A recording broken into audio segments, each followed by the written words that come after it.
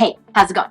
Today I'm talking about, can I break up a 16-mile long run if I'm training for runDisney Marathon or Dopey? This is Running to the Castle, a podcast for injury-prone runDisney runners on a journey to running magical miles. Join me, Dr. Allie, as I share the secrets I've gathered as a runner, doctor of physical therapy, and coach.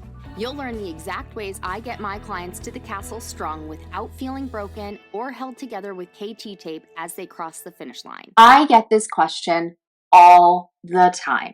I get it from Stronger, Faster Finisher clients. I get it from runners in my DMs. I see it in Facebook questions all the time, and I saw it again recently, so I thought it would be a perfect opportunity to talk about this.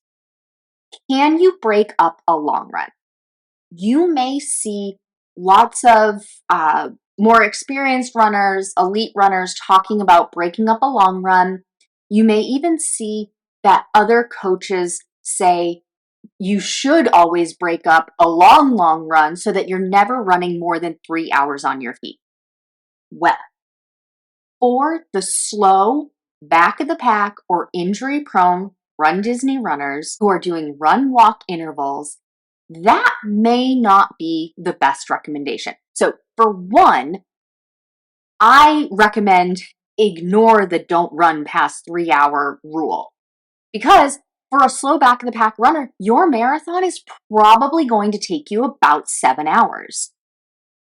How are you going to realistically finish the marathon if you have never run more than 3 hours at a time? It doesn't make sense. You can't go from capping at 3 hours to being able to run literally more than double that. It is not realistic, and it could be a recipe for disaster, a DNF, an injury. We don't want that. So those are some recommendations that you may hear. When it comes to breaking up the long run, as with most everything, it depends. Please don't get upset with me that I'm saying it depends, because it does. It does depend. If somebody gives you a straight shot answer and knows very little about you, please don't take that advice from somebody. I am giving out general advice here in the podcast. Of course, if you want specific guidance for you, that's where Stronger, Faster Finisher comes in. I give that direct guidance because I know you. I know what's happening. I know what your training has been like. I know what pace you're going. I know what your injury history has been like, and I can make very specific recommendations for you. This podcast, thank you so much for listening, is more general. So there are going to be some questions that will come up. So the first question is, have you ever run 16 miles before? If the answer is no, this is my first time training for a marathon, my first time training for Dopey, I've never run that far before, I don't recommend breaking up that 16 mile unless you can do that 16 miler again. Now, if you are listening to this in real time, Dopey is coming up. I do hope that you are beyond 16 miles at this point, but you might not be. And that's not the end all be all. I'd rather you be a little bit undertrained than overtrained going into marathon weekend for the marathon Dopey, even the half marathon, the 10K or the 5K. Because, you may hear things like, well, follow the 10% rule. You need to increase by 10%. I say that. I believe that. I recommend that. However, life gets lifey. Sometimes the ideal situation doesn't happen and we need to be realistic. And sometimes we just don't get all of the miles in, and that's okay. I do have specific ways on how to maneuver that and manage that. So things like if you have had an injury and you couldn't get all the miles in for whatever reason, your doctor, your medical provider said, no, you can't run yet, but you signed up for Dopey 9 months ago. Or, you are able to run that, permission-wise, but you physically haven't been able to. There are things that I do with paced walking and with cross training activities and with manipulating the schedule to make it so that you still get the time on your feet. We do that in Stronger, Faster, Finisher all the time. That is something I, humble brag, am very good at because I've seen it. I've seen it in the clinic as a physical therapist. I've seen it with my runners in runDisney. Anyway, I'm going off on a tangent. Let's say you haven't been able to get to 16 miles yet, and you are a first time 16 miler. You've never run the marathon before. You've never run this distance before. Should you be breaking up your 16 miler? Maybe. You may be able to do it to get the miles in, but I would recommend being able to do that 16 miler in a straight shot for a couple of reasons. So, first off, this is not an end-all be-all. Like, this is not always going to be the answer. Remember, this is general. But things to think about, like, have you done this 16 miler before? What's the reason that you have to break it up? Is it convenience? Is it injury? I can't run more than 8 miles without it hurting. So I want to break it up into 2 8-mile runs. I have a vacation. The most recent one I saw is somebody's going to be at Disney World when they're supposed to be doing their 16 miler, and they know it's not realistic to do 16 miles at Disney for them because they're going to be in the parks all day. They're on vacation. They're going to be having fun, but they're training for the marathon. So have you done the 16 miler before? If this is not your first marathon, I have a different response. Let's say you've never done this before, because that is so common with my runners. Dopey is a big deal, and runDisney is so inclusive that so many runners think, oh my God, that would be so cool to do the Dopey challenge, to get all of those medals. I love Dopey. Whatever the reason is, I want to do a marathon, so I might as well do Dopey, right? Like, that's a thing you hear in the runDisney world. And that's fine. I'm here to help you train for it because it's a big deal. So if you've never run 16 miles before and you can't run 16 miles because it hurts too much to go above a certain amount, I would say, yes, break it up. However, you also need to take into consideration you're going to be doing 48.6 miles over the course of 4 days. You're going to have to run more than 8 miles for 2 of those races. So something else needs to change. This isn't the case for this particular person that asked the question in a Facebook group. Their case is they're going to Disney World. Yes, you can break it up. What I would actually recommend instead is have fun at Disney World. Don't worry about going for a run. Use time on your feet that weekend to be your training. I call it cross training in that aspect because you are on your feet. You are getting probably 20,000 steps in at the park, and you're standing that amount of time. That isn't for nothing, right? Like, you can't use that as your whole training strategy, but you can use that, and you should, because we aren't elite runners in this crowd, right? Like, I'm talking myself, the people listening to this podcast, the runners in Stronger, Faster, Finisher.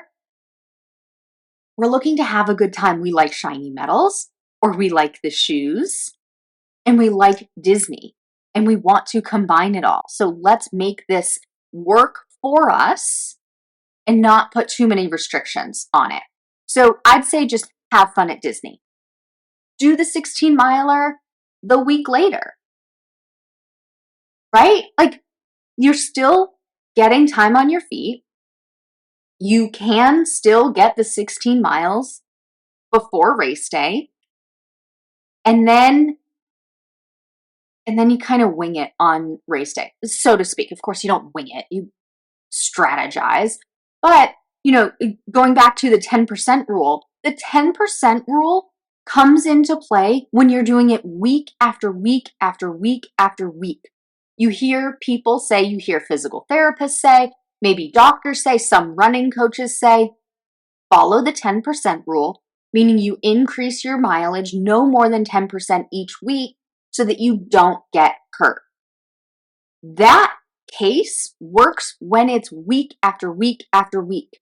You can do it one time and not get an overuse injury, because another name for an overuse injury is a repetitive injury. You aren't repeating it. You're doing it once. It happened once. The chances are low that you will get hurt.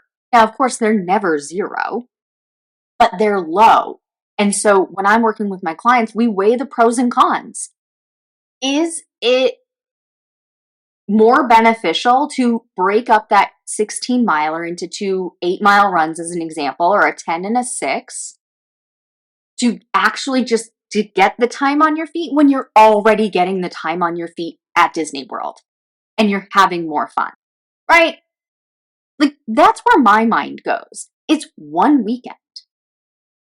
Now, I don't know what the earlier round of training was for this person, but we're in the now. Like, we can't change the past. Woulda, coulda, shoulda. Do they wish that they could have started training earlier? Probably, but we don't know why they are at the mileage they're at right now. And we just need to take the information as we have it now. Of course, I'm going to take some of the background information to give my answer respectively, like to give that answer, but it's not, we can't change the past. So we aren't going to dwell on it. I'm not going to shame them for not being able to train. It's just, what can we realistically do now? And what's going to make it so that we can have some fun, right? Like, I personally would rather just enjoy Disney World as opposed to trying to fit in 8, 10, 6, whatever miles that I need to. Use the time on your feet. Now, can you break up the long run if your schedule just is absolutely nuts? Sure. If you're looking at your schedule and you're like, oh my gosh, I have plans at 11 o'clock in the morning on this Saturday, and normally I'd be running until 10:30 for this 16-mile run because I'd start at 2 in the morning or whatever it is. Math is not mathing right now, but you know what I mean, right? Like, you have something at 11, but you're going to be done at 10:30. That doesn't give you enough time to stretch, recover, shower, get to the thing, whatever. And you're like, well, I want to do my run, but I can't do it all. Well, yes, you can break that run up.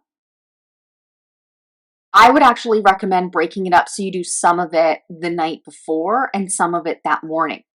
Make it so it's within a 24-hour period. I don't recommend doing that all the time when training for these long races, because you do need that mental aspect of running those long miles, right? Like, it's a big deal to have to be a slow runner running 10, 12, 15, 17, 18, 19, 20 plus miles by yourself, in your own head, listening to audiobooks, listening to the new Taylor Swift album, watching the Eras Tour, all of these things, but by yourself. If you're doing a 15-minute per mile pace, that's 4 miles an hour. For 16 miles, that's 4 hours. You need to be able to sustain yourself and keep going for 4 hours, and then 5 hours, and then 6 hours, and then 7 hours. You do need to practice it. So you can't always break up these long runs because you can't fit 4, 5, 6, 7 hours of training in every weekend. I would have you take a step back and think, do you really want to train for this marathon if that's the case? Because training for a marathon, now, of course, you're not doing 4, 5, 6, 7 hours every weekend, but I tell my runners in the beginning, like the ones who are like questioning the timeline of things, in the beginning, tell your family you need 7 hours on long run day. So if that's Saturday, Sunday, Monday, whatever day of the week it is, you need 7 hours every single weekend. You're not going to take it every single weekend. You will toward the end, but set realistic expectations that every weekend or every long run day for 6 months, I'm out of commission for 7 hours. If you think that's what the marathon's going to take you. If the marathon's only going to take you 5 hours, well, you don't need the full 7. Or maybe you do with stretching, recovery, and shower afterward. Maybe you do. But you can't always break up the long run and cap it out at 10 if you need to be out there and have that mental fortitude to go 15, 16, 17 to 26.2 miles on your own. So you can't always break up that long run. Every once in a while, if you just notice life got lifey and you just can't get it in, yes, within a 24-hour period, so a nighttime and then a morning run, or a morning run and same day nighttime run, absolutely you can. It's not the ideal situation for slow back the pack or injury-prone runDisney runners, but it can work on occasion. Please take what you've learned in this episode and use it to adjust your strategy for your runDisney race training. It's not about doing more. It's about doing the right things in the right balance so you can finish strong, not broken. And if you want personalized guidance specific to your race, your injury history, your running background, and your goals, that's exactly what we do inside Stronger, Faster, Finisher. You'll get step-by-step instructions and a proven system to help you train smarter from start to finish. Join the waitlist today to be the first to know when it opens next. That's all for now. Talk to you soon.